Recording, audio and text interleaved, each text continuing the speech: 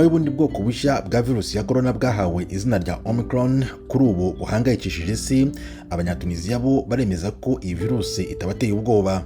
Ibi babivuze nyuma y'umuntu umwe ukomoka muri Repubulika ya Demokarasi ya Kongo wasanganywe iyi virusi ubwo yarageze muri Tunisia avuye Istanbul muri Turkiya.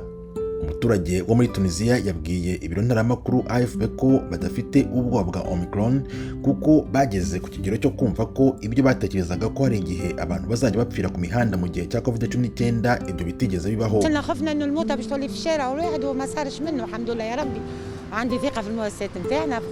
Yongeyeho ko yizeye inzego zabo z'ubuvuzi. Ntabwo ariko uko bimeze muri Tunisia ari nako bimeze ahandi hirya no hino ku isi. Kugeza ubu muri Korea y'Epfo iyi virusi yatangiye kuvugisha benshi nyuma y'uko naho habonetse umuntu umwe wipimishije agasanga ayifite kuwa gatatu w'icyumweru gishize. Muri iki gihugu abantu bari kwitabira kwipimisha nyuma y'uko imibare y'abandura COVID-19 yongeye gutumbagira, aho buri munsi abagera ku 5,000 bandura. Kubw'iyi virusi ya Omicron, ubuyobozi muri iki gihugu bwashyizeho ingamba zo kwikumira bahereye ku bagenzi bakorera ingendo mu mahanga. Kubera ubwoba abantu benshi n'ibihugu batewe n'imiterere ya COVID-19, icyorezo cyaje kidafite umuti cyangwa urukingo mu minsi ya mbere, kigatuma ibintu byose bisubira inyuma mu nzego zose. Ubu iyi virusi nshya isa nk'iyatumye abantu bagira amakenga.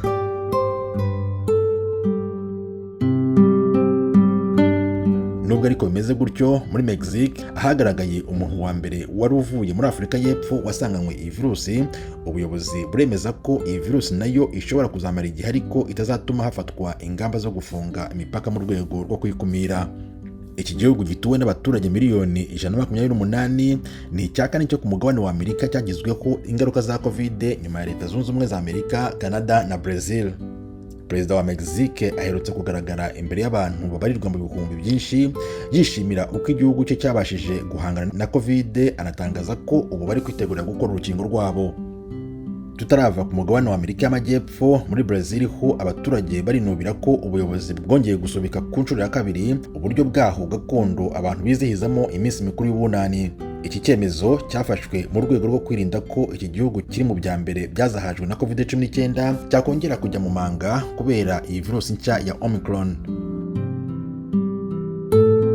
Ku mugabane w'Uburayi ho dufatiye urugero ku gihugu cy'Ububiligi, Minisitiri w'Intebe ari kumwe n'ubuzima bavuze ko bahangayikishijwe n'umuvuduko wa COVID-19 wongeye kuzamuka, bagashimangira ko nta buryo burambye bwo kubihagarika. Aba bayobozi bombi kandi baganiriye ku kibazo cy'ibitaro biri mu gihugu, aho abaturage bari kubwirwa ko nta mwanya uhari ku barwayi bafite uburwayi bushobora gutuma babagwa. Nous voyons que des personnes qui doivent avoir d'autres interventions, opérations, une intervention cardiaque, on leur dit qu'il n'y a pas de place et qu'ils doivent attendre. Minisitiri w'Ubuzima yumvikanye avuga ko abana bato aribo bashobora kuba intandaro yo kwandura, bityo hakaba hafashwe icyemezo cy'uko amashuri y'incuke n'amashuri abanza azajya mu biruhuko bya Noheli icyumweru kimwe mbere y'igihe cyari giteganijwe. Iki cyemezo cyafashwe nyuma y'uko abaganga bo muri Afurika y'Epfo bemeje ko hagaragaye umubare munini w'abana bakiri bato bajyanwe mu bitaro kubera iyi virusi, ariko hakiri kare kwemeza ko aribo yibasira cyane.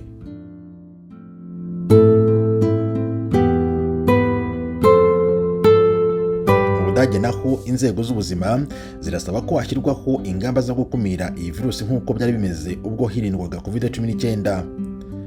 Minisitiri w'Ubuzima yavuze ko hadashyizweho ingamba zigomba kubahirizwa, ibintu byazarushaho kuba bibi mu bihe bya Noheli, aho imiryango iba yizihiza iminsi mikuru. Naho imiryango itegamiye kuri leta irimo wa Croix Rouge wo uvuga ko ubukana bw'iyi virusi nshya ya Omicron buzaba urugero rwiza rwerekana ubusumbane bwabayeho mu gutanga inkingo za COVID-19. Umuyobozi wa Croix Rouge Francesco Roca yabwiye ibiro ntaramakuru by'Abafaransa AFP ko uko iyi virusi izajya igenda yiyongera bizaba ari ikimenyetso simusiga ko inkingo za COVID-19 zitatanzwe ku buryo bungana ku isi hose. The international community in several occasions about the risk of having new variants in the places where there is a low rate of vaccinations. Omicron ni virusi yagaragaye bwa mbere muri Afurika y'Epfo ku itariki 24 z'ukwezi kwa 11. Kuri ubu imaze kugera mu bihugu birenga 20 byo ku isi yose. ku wa gatanu w'icyumweru gishize ishami ry'umuryango w'abibumbye ryita ku buzima OMS ryatangaje ko kugeza ubu nta muntu n'umwe uratangazwa ko yahitanywe n'iyi virusi nshya. OMS yavuze kandi ko bishobora kuzafata ibyumweru byinshi kugira ngo hamenyekane neza uko Omicron yandura, ubukana ifite, uburyo inkingo zishobora guhangana nayo, uburyo bwakoreshwa bayipima n'uburyo bwo kwivura. Tim Harris Ishimwe, Ijwi ry'Amerika.